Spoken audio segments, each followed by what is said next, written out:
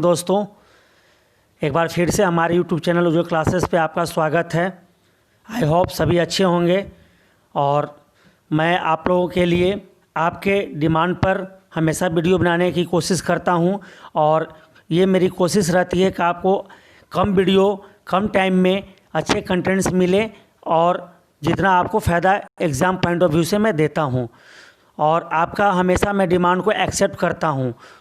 जो भी आप बोलते हैं उसके हिसाब से मैं करने की कोशिश करता हूं। तो आपका कमेंट्स प्यार जो आप देते हैं तो मुझे अच्छा लगता है और मैं भी उस पर कोशिश करता हूं कि आपको मैं पूरा करूं और मैं रिस्पॉन्स भी देता हूं। आप देख रहे हैं जैसा कि आप लोगों का डिमांड था कि सर से अलग से सेपरेट हिंदी का और इंग्लिश का वीडियो बनाइए, तो मैंने आपके लिए आज हिंदी का special top 50 most important question लेकर आया हूं। इसके बाद आपका नेक्स्ट वीडियो इंग्लिश का रहेगा 50 का। रेगुलर वीडियो नहीं आ पा रहा है, उसका कारण यह है कि मैं भी आपकी तरह तैयारी कर रहा हूं। मेरा भी कुछ एग्ज़ाम के डेट्स आ गए हैं जिसकी वजह से मैं कंटिन्यूस वीडियो नहीं दे पा रहा हूं। फिर भी मैं कोशिश करूंगा कि आपको अल्टरनेट वीडियो दूँ, कंटिन्यू देता रहूँ। तो आइए, इससे पहले जो भी चैनल पर नए हैं लाइक और सब्सक्राइब शेयर करना ना भूलें और हमारे डिस्क्रिप्शन बॉक्स में दिए हुए टेलीग्राम लिंक पर ज्वाइन करें। वहाँ पे आप एक से एक हमारा PDF, daily current affairs, study material और क्विज़ और डेली करंट अफेयर्स का क्विज़ जो वीकली टेस्ट संडे को होता है उसमें आप पार्टिसिपेट कर पाएंगे। तो इसी के साथ आइए, हिंदी का 50 मोस्ट इम्पॉर्टेंट क्वेश्चन आपके लिए लेकर आया हूँ और यह वीडियो उन सभी तमाम साथियों के लिए है जो NCL हेम ड्रिल ऑपरेटर, जेल प्रहरी और किसी भी स्टेट की SI की तैयारी कर रहे हैं, चाहे वो MP SI हो, बिहार SI, UP SI, क्योंकि हिंदी का क्वेश्चन ये सारे एग्ज़ाम में पूछे जाते हैं। उसके लिए वेरी इंपॉर्टेंट क्वेश्चन है। तो आइए पहला क्वेश्चन हम देखते हैं। और यदि आपको मेरा करंट अफेयर्स चाहिए तो आज का तो मेरे टेलीग्राम पर ज्वाइन करिए, जहाँ डेली 8 बजे मॉर्निंग में हमारा करंट अफेयर जाता है। तो आइए पहला क्वेश्चन, हिंदी दिवस कब मनाया जाता है? 4 ऑप्शन है। आई थिंक ये सभी को पता होनी चाहिए और होगा भी। 14 सितंबर को मनाया जाता है। Option A is the correct answer. मैं बेसिक से लेकर चल रहा हूँ, छोटे छोटे सभी चीज़ों को इसमें डाला हूँ। जो भी रह जाएंगे बाकी नेक्स्ट वीडियो में उसको कंप्लीट करूँगा। क्वेश्चन नंबर 2, भारतीय संविधान के किस भाग में राजकीय भाषा का वर्णन है?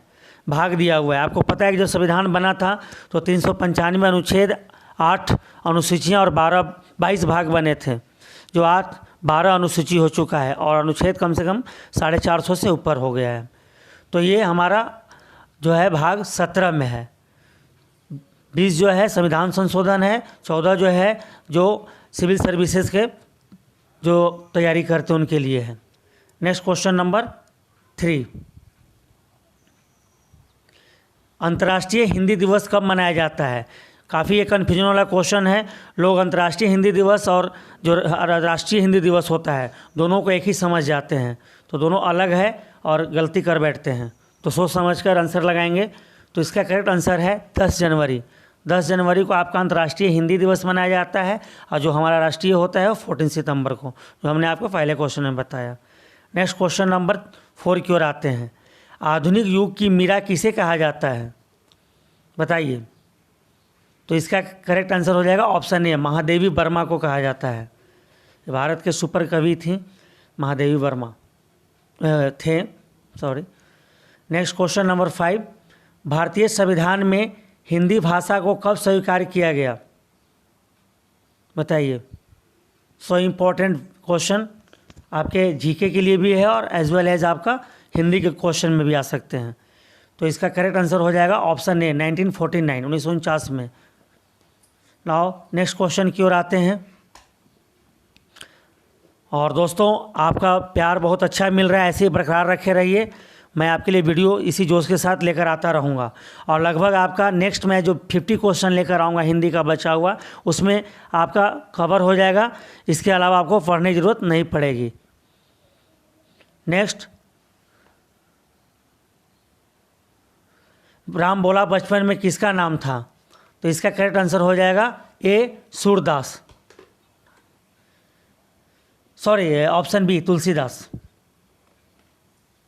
राम भोला बचपन में किसका नाम था? तो इसका आंसर हो जाएगा Tulsidas, option B. Next question की ओर आते हैं। हिंदी की उत्पत्ति किस अपभ्रंश से हुई है? बताइए, 4 ऑप्शन दिया हुआ है, वेरी इंपॉर्टेंट क्वेश्चन है ये। तो इसका करेक्ट आंसर हो जाएगा ऑप्शन सी, सौर सैनी अपभ्रंश। नेक्स्ट क्वेश्चन की ओर आते हैं। अगला क्वेश्चन है आपका, निम्नलिखित में से किसे राष्ट्रकवि कहा जाता है? 4 ऑप्शन है, बताइए। तो इसका करेक्ट आंसर क्या होगा? वेरी इंपॉर्टेंट क्वेश्चन है। जो भी दोस्तों आपको क्वेश्चन कंटेंट्स आप देख के बता सकते हैं लेवल क्या है, और ज़रूर अपना कमेंट्स बॉक्स में स्कोर और क्वेश्चन का लेवल और कुछ अगर कमी हो तो उसके बारे में ज़रूर लिखेंगे। तो इसका करेक्ट आंसर होगा ऑप्शन डी, मैथिली शरण गुप्त को कहा जाता है, जिन्होंने भारत भारती नाम का पुस्तक भी लिखा था, यशोधरा भी लिखा है। नेक्स्ट क्वेश्चन नंबर 9, आधुनिक युग का तुलसी किसे कहा जाता है? बताइए। तो इसका आंसर क्या हो जाएगा? ऑप्शन बी, मैथिली शरण गुप्त आधुनिक युग का तुलसी कहे जाते हैं। तुलसीदास मैथिली शरण के ऊपर बहुत सारे क्वेश्चन हैं, काफ़ी ये फेमस कवि भारत के रहे हैं। नेक्स्ट क्वेश्चन नंबर 10, 8वां हिंदी सम्मेलन 2007 ईस्वी में कहाँ हुआ था? वेरी इंपॉर्टेंट क्वेश्चन है, आप काफ़ी सेटों में ये क्वेश्चन को देखे होंगे। तो इसका करेक्ट आंसर है option A, New York. Next question की ओर आते हैं। Question number 11, question number 11, Tulsidas कृत रामचरितमानस में कितने कांड हैं?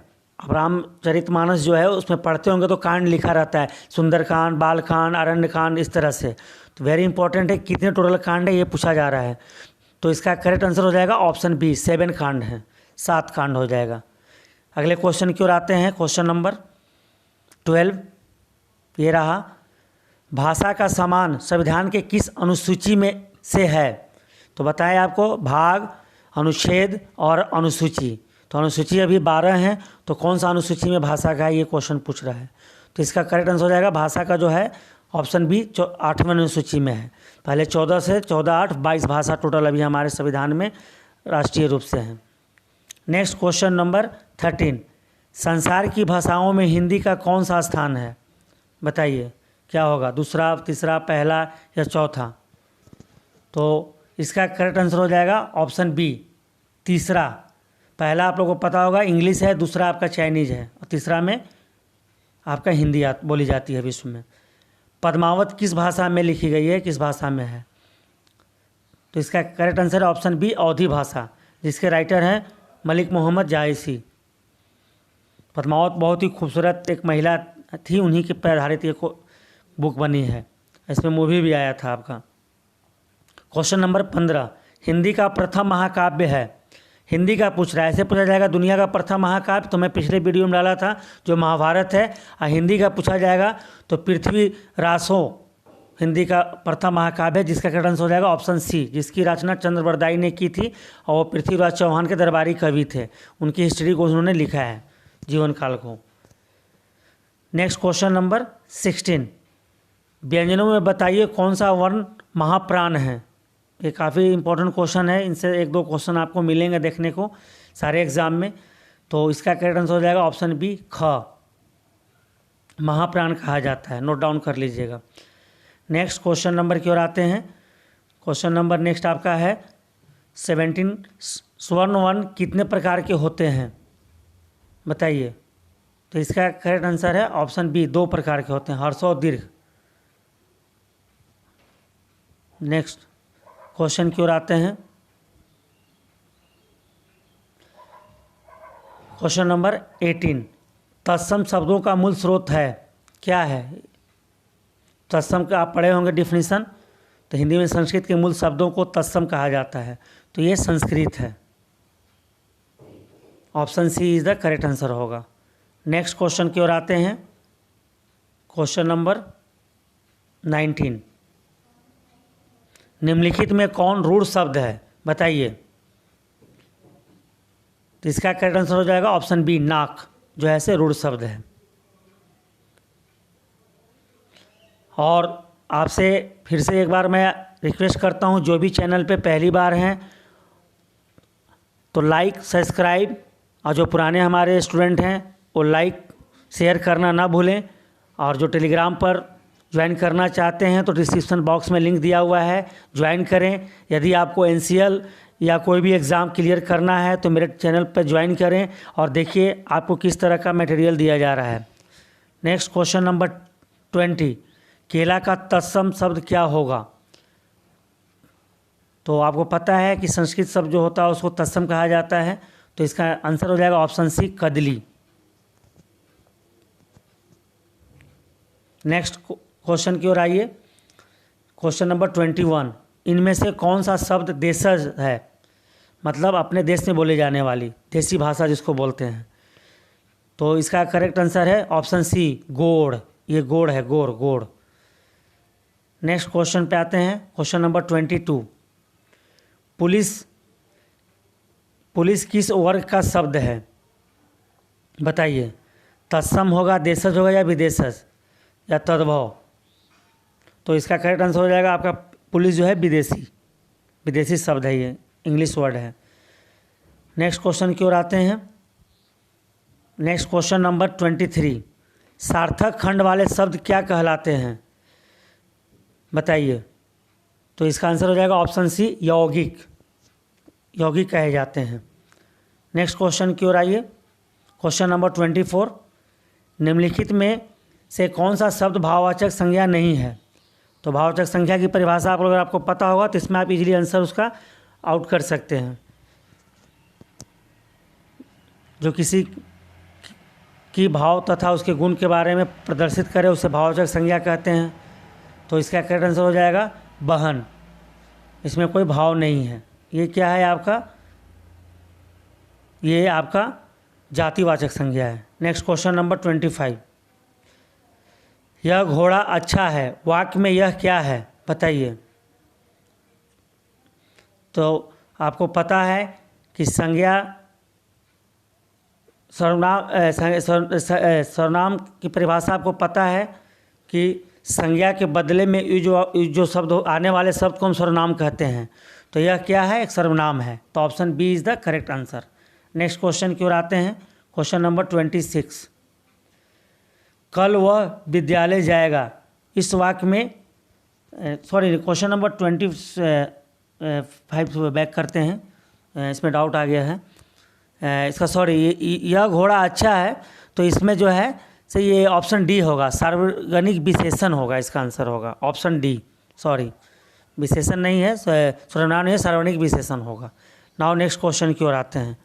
क्वेश्चन नंबर 26, कल वह विद्यालय जाएगा, इस वाक्य में सर्वनाम छाटे, यहाँ पे है सर्वनाम का जो मैं परिभाषा बताया वो यहाँ पे होगा। तो इसका आंसर क्या होगा? बताइए। तो यहाँ पे जो वह है से सर्वनाम है, क्योंकि यह संज्ञा के बदले में यूज किया जा रहा है और उसी को हम सर्वनाम कहते हैं, प्रोनाउन बोलते हैं। नेक्स्ट क्वेश्चन नंबर 27, इनमें काल बोधक कौन सा है? काल मतलब समय, समझ गए, जिसमें टाइम का पता चलता हो। तो इसका आंसर हो जाएगा ऑप्शन सी, पुराना जो है से काल बोधक है। नेक्स्ट क्वेश्चन की ओर आते हैं। 28, पशु शब्द का विशेषण क्या है? बताइए, वेरी इंपॉर्टेंट क्वेश्चन है।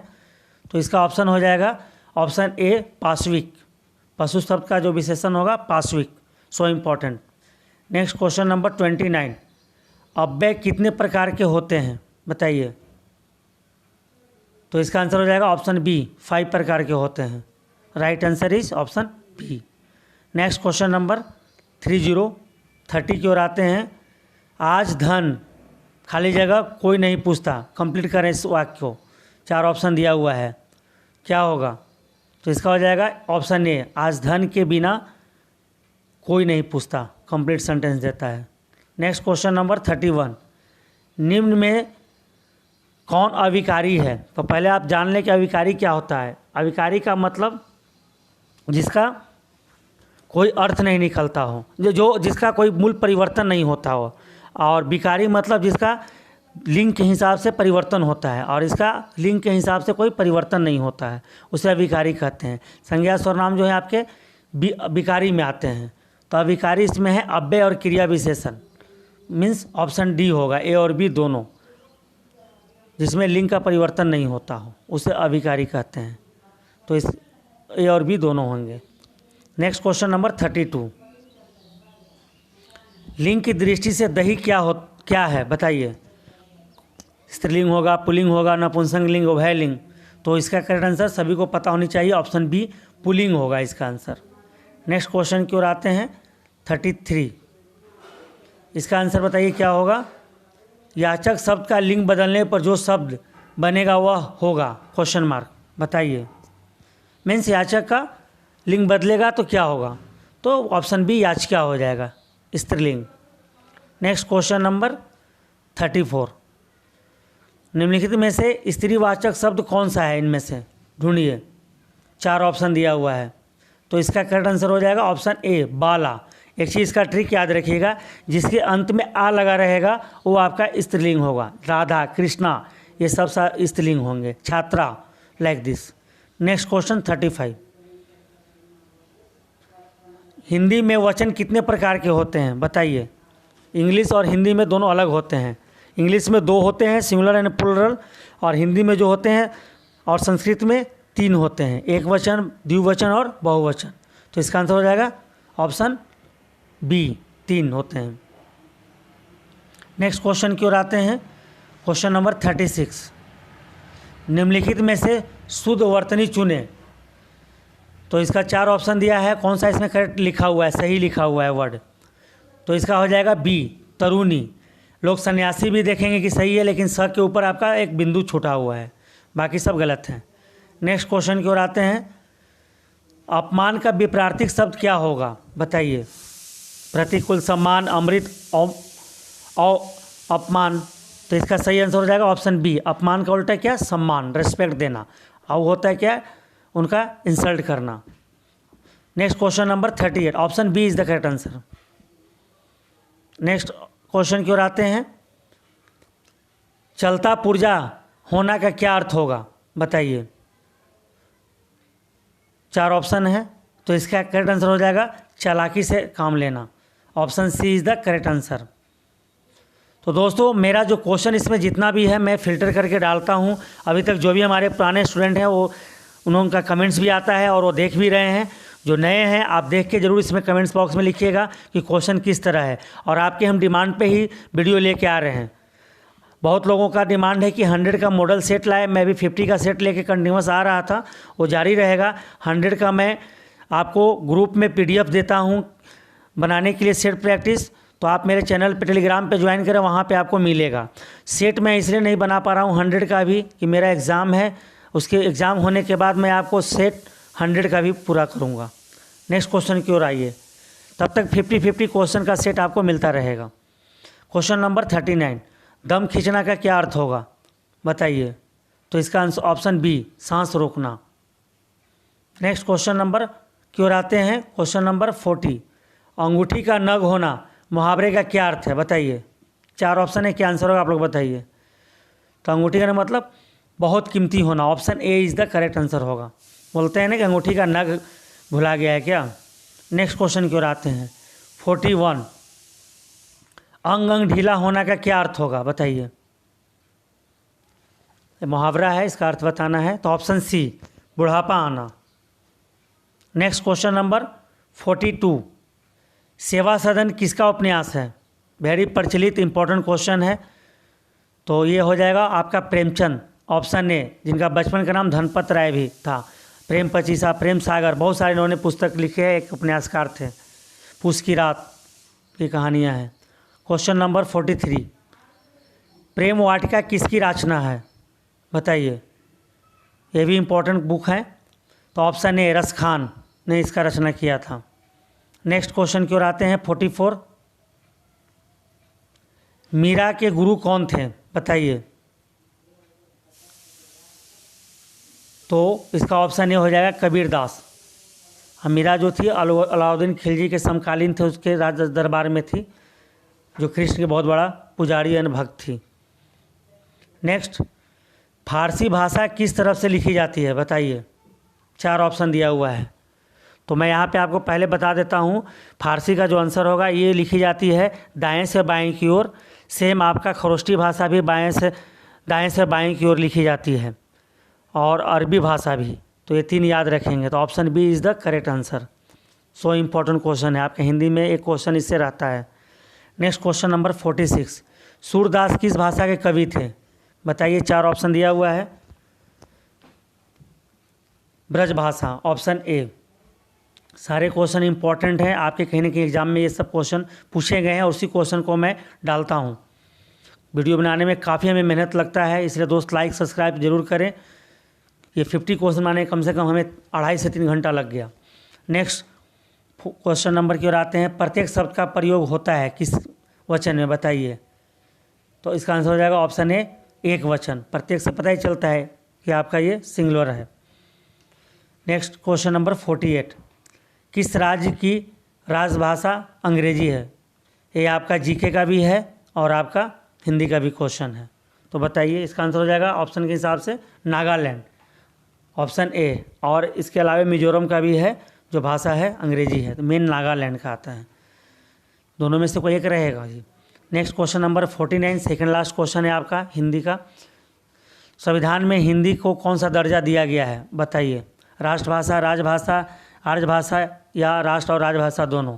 तो ये आप ध्यान रखिएगा कि भारत के अगर पूछा जाए तो राजभाषा हिंदी है, नॉट राष्ट्रीय भाषा है। कहीं कहीं राष्ट्रभाषा लिख देता है, तो option B is the correct answer. ठीक है, जो आपका भाग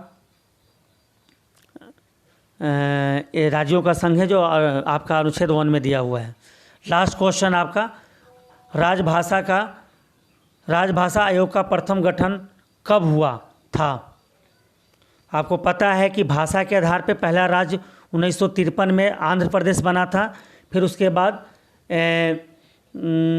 एक समिति का गठन हुआ और 1956 में फिर भाषा पूर्ण अधिनियम का गठन हुआ और उस पर फिर पहला राज्य आपका एमपी मध्य प्रदेश 1 नवंबर 1956 को बना था। तो वो पहला राज्य था पहले जो बना था उन भाषा के आधार पे जो आंध्र प्रदेश था, आपको बताया। तो राजभाषा आयोग का गठन 1955 में हुआ था और 1956 में फिर राज्य का निर्माण का हुआ था पुनर्गठन। तो इस तरह से आपका 50 क्वेश्चन समाप्त होता है। इसके नीचे आपको 2 मैं क्वेश्चन होमवर्क के तौर पे दे रहा हूँ, जिसका आंसर आपको कमेंट्स बॉक्स में सभी को देना है और अपना स्कोर भी सभी बताएंगे कि कितना आया और क्वेश्चन कैसा लगा। और बाकी जो हिंदी का बचा हुआ है नेक्स्ट पोर्शन में 50 क्वेश्चन में कवर कर लूँगा और जो नेक्स्ट वीडियो आपका आएगा नेक्स्ट 50 क्वेश्चन का वो इंग्लिश का आएगा, जो बहुत लोगों का डिमांड था कि सर अलग से आए, फिर आपका मॉडल सेट कंटिन्यू रहेगा। तो ये आपको ये 2 क्वेश्चन है जिसका आपके लिए होमवर्क आंसर देना है कमेंट्स बॉक्स में। विश्व में पहली भाषा कौन सी बोली जाती है? जो मैंने ऑलरेडी आपका आंसर बता दिया है। और नेक्स्ट दूसरा क्वेश्चन 52 है, राजभाषा के प्रथम अध्यक्ष कौन थे? सो इम्पोर्टेंट क्वेश्चन है। तो इसी के साथ आपका हमारा यूट्यूब का जो है वीडियो समाप्त होता है। आप हमारे चैनल पर इसी तरह से बने रहें, प्यार देते रहें और आपका अच्छा प्यार मिल रहा है, इसलिए मैं वीडियो आपके लिए लेके आ रहा हूँ। बहुत अच्छा हमें मिल रहा है। लाइक सब्सक्राइब कमेंट्स, धन्यवाद। हौसला बुलंद होता है। हम भी दोस्त आपकी तरह स्टूडेंट हैं, लेकिन हम चाहते हैं कि हम अपनी तैयारी के माध्यम से उन छात्रों को मैसेज देना चाहते हैं जो छात्र पैसे की कमी से या किसी कारणवश शहर में आके पढ़ाई नहीं कर पा रहे हैं और लॉकडाउन की वजह से तो सभी नहीं कर पा रहे हैं, तो उन्हें अच्छा कंटेंट मिले। और इस बार हमारा उद्देश्य है कि आपका एनसीएल चाहे जेल प्रहरी एसआई जो भी एग्ज़ाम के फॉर्म डाले हैं क्लियर होना चाहिए।